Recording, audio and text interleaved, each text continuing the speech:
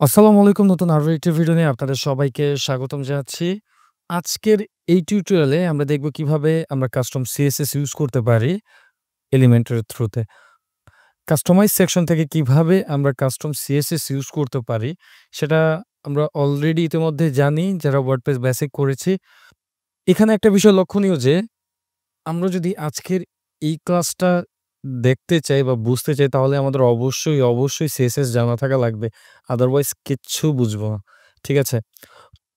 এখানে আমরা যদি যে ড্যাশবোর্ডে যাই,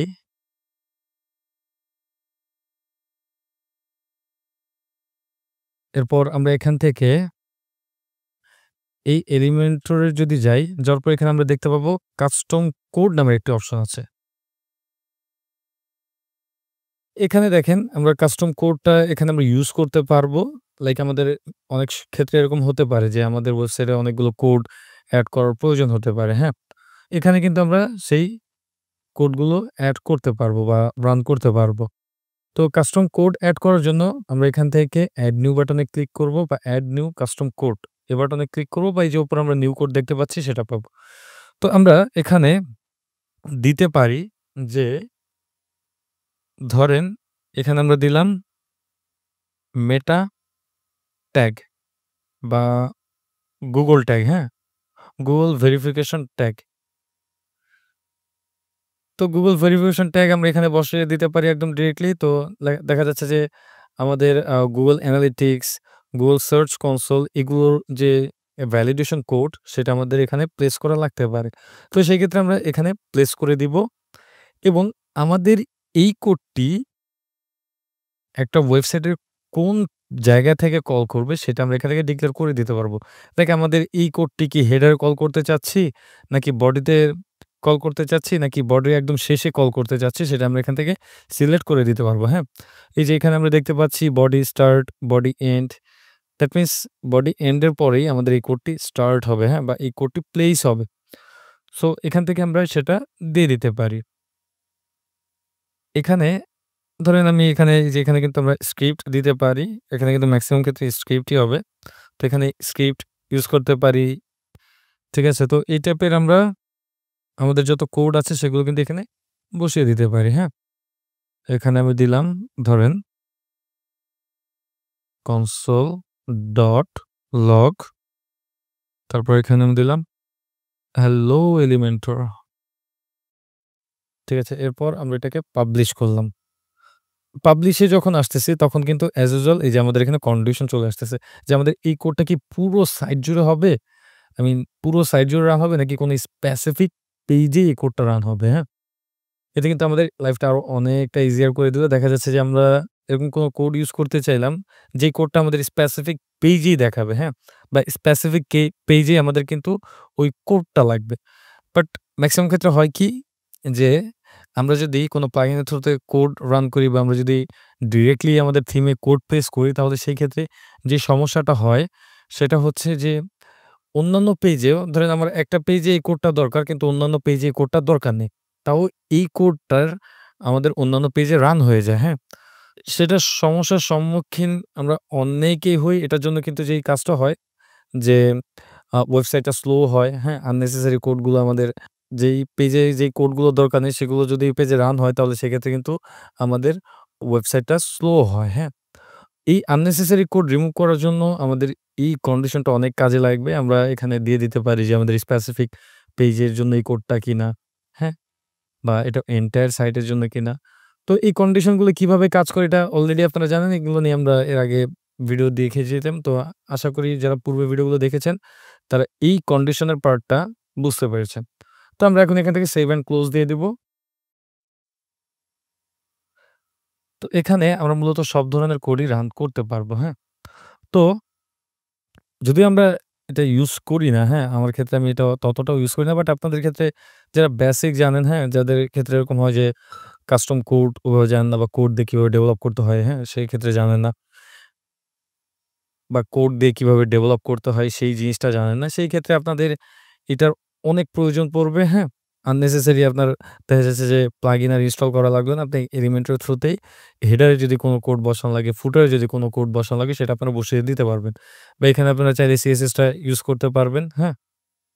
তো CSS এর জন্য আমরা যদি এই যে এখানে স্টাইল দেই, লাইক আমরা এখানে স্টাইল দিলাম। এই যে স্টাইল ট্যাগটা ইউজ করলাম। তো স্টাইল ট্যাগ ইউজ করাতে কিন্তু আমাদের এই কোডটা আরকি এখন কিন্তু আমরা এখানে স্টাইল এড করতে পারবো, হ্যাঁ? বা CSS টা এড করতে পারবো। তো আমরা এখানে স্ক্রিপ্ট যেই কোডটা আছে এটাকে আমরা আনডু করে নিয়ে আসলাম। তো এখানে আমি দেখেন এখানে কিন্তু একটা ক্লোজ আইকন আসতেছে। এটার কারণ কি? আচ্ছা, এটার কারণ হচ্ছে আমরা এখানে এই এটা এন্ড করি। তো এখানে দেখেন ক্লোজটা আসতেছে, এখানে কিন্তু বলতেছে যে আমি একটা unnecessary অ্যারো নিয়েছি, হ্যাঁ? যাই হোক আমরা এটাকে রিমুভ করে দিয়ে আমরা এখন আপডেট করে দিলাম। আপডেট করার পর এখন যদি আমরা হোম পেজটা লোড দেই,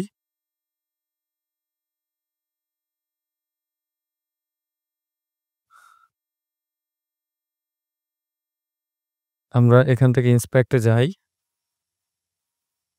যাওয়ার পরে এখান থেকে কনসোল এ যাই। তো এই যে দেখেন আমরা হ্যালো এলিমেন্টও লিখেছিলাম, সেটা কিন্তু এখন এখানে দেখাচ্ছে, হ্যাঁ? দ্যাট মিনস এটা কাজ করতেছে। ঠিক আছে? তো আমরা এখানে যদি আবার লিখতাম যে, "Hey, hey, this is Elementor course where we are learning so many things about Elementor." এরপর এটাকে আমরা আপডেট করে দিচ্ছি। আপডেট করার পর এখন যদি আমরা এটা একটু আপডেট হোক।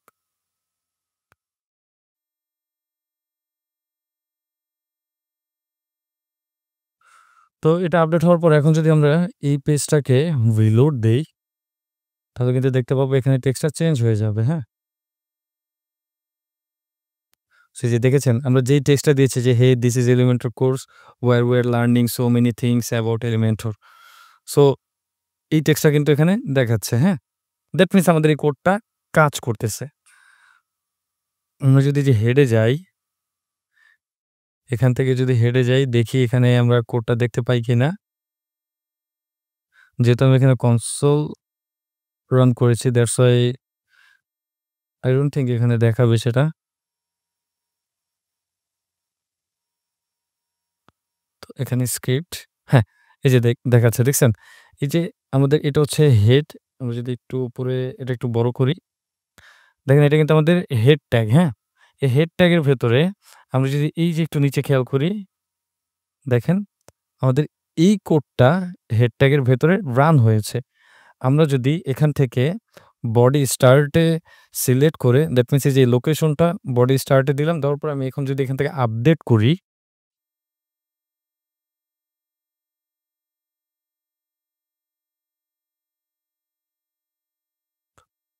আপডেট করার পর এখন যদি আমরা এটাকে রিলোড দিই তাহলে দেখতে পাবো যে হেড ট্যাগের ভেতরে আর এই কোডটা নেই।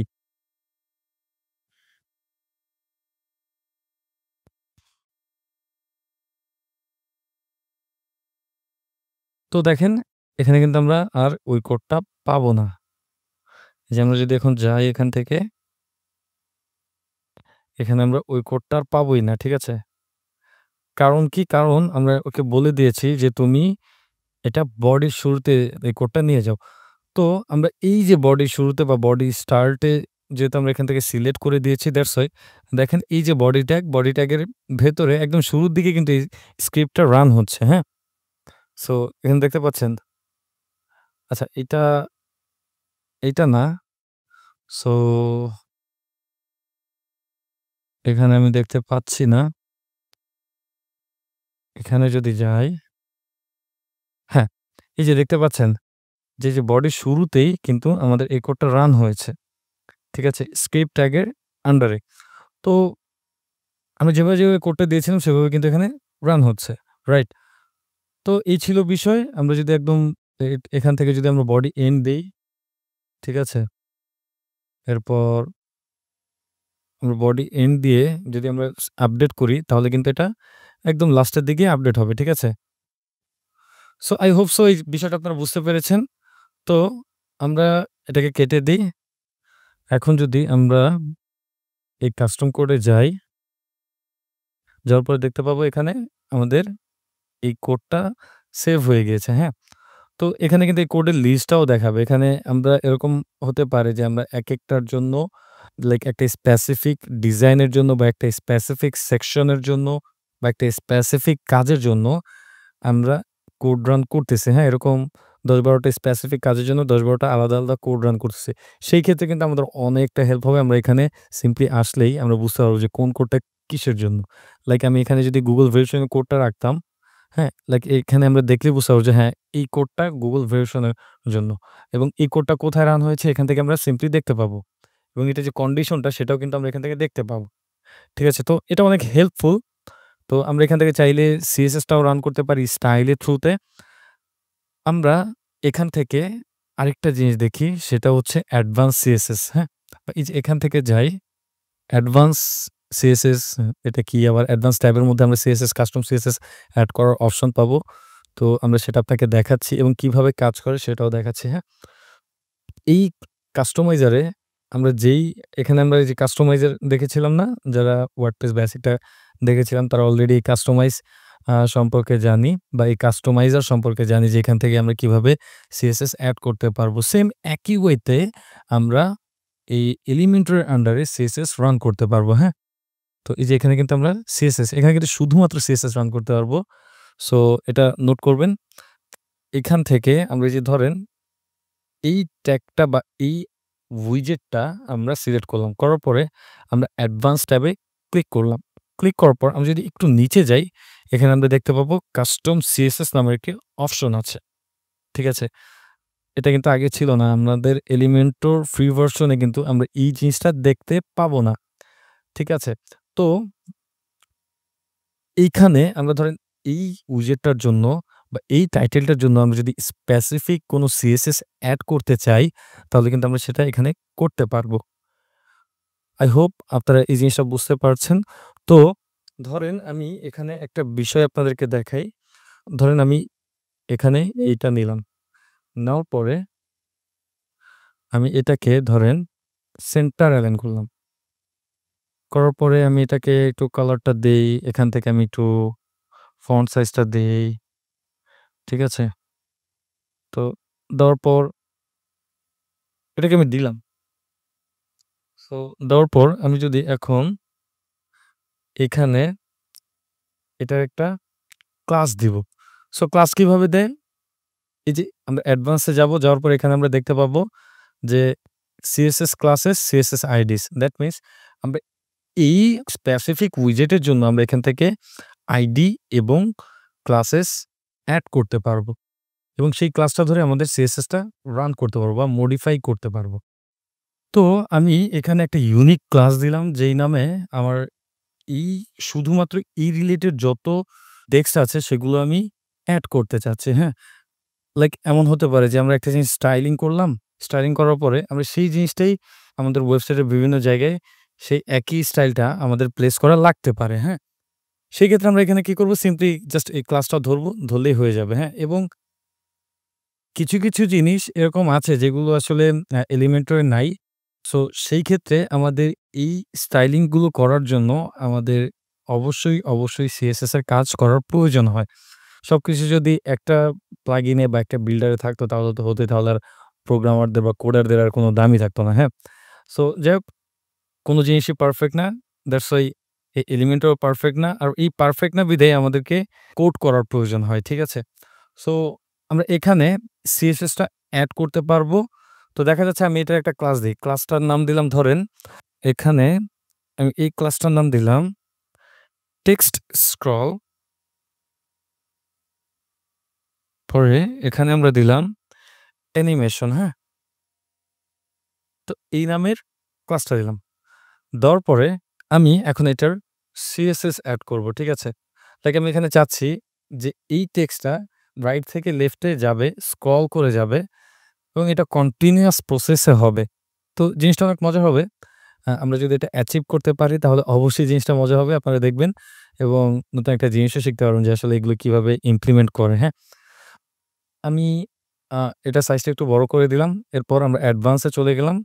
অ্যাডভান্স এ যাওয়ার পর আমি এখানে কাস্টম CSS এ ক্লিক করলাম। ক্লিক করার পর আমি এখানে একটা কাজ করি। এখানে আমি আ এটাকে একটু বড় এই যে এখান থেকে আমরা চাইলে বড় ছোট করে নিতে পারবো, এটা সমস্যা না। ঠিক আছে? এখানে আমি যে কাজটা করব, এই সেম যেই ক্লাসটা নিয়েছিলাম এটাকে আমরা কপি করি। কপি করে আমরা এখানে ডট দিব। ডট দিয়ে আমরা এটাকে পেস্ট করে দিব। এখন আমরা এটার আন্ডারে সিএসএস এড করব। এখানে আমি ধরেন দিলাম ওভারফ্লো হিডেন, বা এখানে আমি হোয়াইট স্পেস, এই যে হোয়াইট স্পেস নো র‍্যাপ দিলাম। তো এগুলো আসলে কি, কেন কি দিচ্ছি সেটা আপনারা এগুলো জানার জন্য যারা সিএসএস বা এইচটিএমএল পারেন না তাদেরকে আমি সবসময় রিকমেন্ড করি এইচটিএমএল, সিএসএস ভালোমতো শিখে তারপরে এই কোর্সগুলো করবেন। আদারওয়াইজ লং রানে আপনারা ঠিকঠাক মতো সারভাইভ করতে পারবেন না, হ্যাঁ? আমি এখানে এটার পজিশন দিলাম রিলেটিভ, ঠিক আছে? তো এটার পজিশন রিলেটিভ দেওয়ার পর আমি একটা কাজ করি। এখানে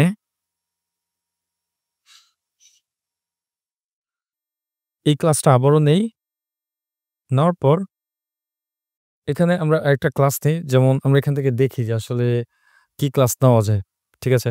তো এটা দেখার জন্য আমরা এই টেক্সটটা তো ইমপ্লিমেন্ট করলাম লাইভ সাইডে। তো এখন আমরা এই লাইভ সাইডে চলে যাব। যাওয়ার পর এটাকে আমরা ইন্সপেক্ট করব। ঠিক আছে? তো আমরা এটাকে একটু ছোট করি। ছোট করার পর আমি এখান থেকে এটাকে ইন্সপেক্ট করলাম। তো এখানে এই যে দেখেন আমরা একটা ক্লাস নিতে পারি এলিমেন্টর হেডিং টাইটেল। তো আমি এই ক্লাসটাকে এখান থেকে কপি করি। তো দেখেন এই এলিমেন্টর হেডিং টাইটেল আমরা যখনই কোনো টাইটেল এড করব তখনই এই ক্লাসটা অটোমেটিক্যালি সে পেয়ে যাবে, হ্যাঁ? আমাদের তো সব হেডিং এ তার আমাদের দরকার নেই এই সেম ইফেক্টটা বা এই সেম স্টাইলটা। তার জন্য আমরা এখানে কি করব? টেক্সট স্ক্রল অ্যানিমেশন যেই কাস্টম ক্লাসটা আমরা এড করেছি বা ক্রিয়েট করেছি সেই ক্লাসের আন্ডারে আমরা এই টাইটেলটা ধরব। দ্যাট মিনস আমি বলতেছি যে টেক্সট স্ক্রল অ্যানিমেশনের আন্ডারে এলিমেন্টর হেডিং টাইটেল নামের যেই ক্লাস আছে, হ্যাঁ? সেই ক্লাসে তুমি এই সিএসএসটা এপ্লাই করবা। ঠিক আছে? তাহলে কিন্তু আর আমাদের অন্যান্য টাইটেলের সাথে এটা কনফ্লিক্ট করবে না, হ্যাঁ? তো আমরা জাস্ট কি হবে যে আমরা যেই টাইটেলে বা যেই টেক্সটে আমরা এই সেম স্টাইলটা এপ্লাই করতে চাবো, সেই টেক্সট আমরা সিম্পলি এই টেক্সটের ভেতর অ্যাডভান্সে আসবো। আসার পর আমরা এই ক্লাসটা বা কাস্টম ক্লাসটা যেটা আমরা ক্রিয়েট করেছিলাম সেম নামের ক্লাসটা আমরা জাস্ট কপি করে দিব, হ্যাঁ? তাহলে কিন্তু এই স্টাইলটা অটোমেটিক্যালি সে পেয়ে যাবে। আমরা এখন এখানেও কিছু স্টাইল লাইক আমি এখানে দিচ্ছি ডিসপ্লে ইনলাইন ব্লক। এরপর আমি এখানে উইথ ম্যাক্স কনটেন্ট দিতে পারি, হ্যাঁ? দ্যাট মিনস যতটুকু কনটেন্টের উইডথ আছে ততটুকু উইডথটা সে পাবে, হ্যাঁ? তো এখানে দিলাম ম্যাক্স কনটেন্ট। তো এই ছিল। এখন আমরা একটা কাজ করি। এটা একটা এই টেক্সটটা চেঞ্জ করি, হ্যাঁ? চেঞ্জ করে আমরা এখানে দিলাম সার্ভিস বা আওয়ার সার্ভিসেস, হ্যাঁ? এই টেক্সটটাই দিলাম। তো আমরা আবার ওই অ্যাডভান্সে গিয়ে আমরা এখান থেকে কাস্টম সিএসএস এ যাবো। যাওয়ার পর এটাকে একটু বড় করি। আপনাদের হয়তো একটু বুঝতে সমস্যা হতে পারে যে ছোট বড়র কারণে, ঠিক আছে? বিষয়টা ক্ষমাসুন্দর দৃষ্টিতে দেখবেন। আসলে আমি যতটুকু আমার সাধ্য অনুসারে আমি চেষ্টা করতেছি আপনাদেরকে পুরোপুরি বোঝানোর, হ্যাঁ? তবে এখানে কিছুই দেখছেন, এখানে কিন্তু একটু লিমিটেশন আছে যে আমরা ঠিকঠাক মতো দেখা যাচ্ছে যে এই যে এতটুকুর চাইতে বড় করতে পারবো না, হ্যাঁ? তো আমরা যতটুকু এখানে বড় করার অপশন পেয়েছি আমরা ততটুকুই প্যানেলটা বড় করলাম। তো এখন আমরা এই যে কাস্টম সিএসএস যদি যাই, সরি আমরা এটাকে সিলেক্ট করব। সিলেক্ট করার পরে আমরা অ্যাডভান্স থেকে কাস্টম সিএসএস এ গেলেই তাহলে আমাদেরকে আমরা যে সিএসএসটা এড করেছি সেটাই দেখাবে, হ্যাঁ? তো আমরা এটাকে একটু বড় করে দেই। বড় করে দেওয়ার পর আমরা এখন একটা কাজ করি। এখানে আমরা এই সেম ক্লাসটা আবারও কপি করি। এখানে আমরা পেস্ট করলাম। আচ্ছা আমি এখানে ডাবল ডট নিয়ে ফেলেছি। তো যাই হোক আমরা এটাকে দিয়ে তারপরে আমরা এখান থেকে এই টাইটেলটাকে আমরা আফটার দিয়ে ধরবো, হ্যাঁ? টাইটেলের আফটারটা আমরা এখান থেকে ধরবো। এই আফটার বিফোর এগুলো কি? এগুলো যারা সিএসএস করেছেন তারা জানেন। দ্যাটস আমি এখানে আমরা বলতেছি না, হ্যাঁ? কারণ এগুলো বললে আসলে কভার করা যাবে না। আর যারা না জানেন তারা অবশ্যই HTML, CSS জেনে তারপর এই কোর্স করবেন বা এই ভিডিও দেখবেন তাহলে আপনারা বুঝতে পারবেন, হ্যাঁ? তো আমি এখানে একটা কনটেন্ট দেই। কনটেন্ট আমি আপাতত ব্ল্যাংকই রাখলাম। রাখার পর হ্যাঁ, আমি এতটুকুই রাখলাম। তো আমি এখানে একটা কাজ করি। অ্যানিমেশন ইউজ করি, হ্যাঁ? যেহেতু আমরা রাইট টু লেফট স্ক্রল হবে দ্যাটস আমরা এখানে অ্যানিমেশন একটা ক্রিয়েট করে নিব। তো আমি এখানে কি ফ্রেমস তারপর এখানে আমরা দিলাম স্ক্রল রাইট টু লেফট। ঠিক আছে? এটা দেওয়ার পর আমরা এখানে থার্ড ব্র্যাকেট ইউজ করি। করার পর এখন আমি এখানে 0% নেই। এরপর এখানে আমরা 100% নেই।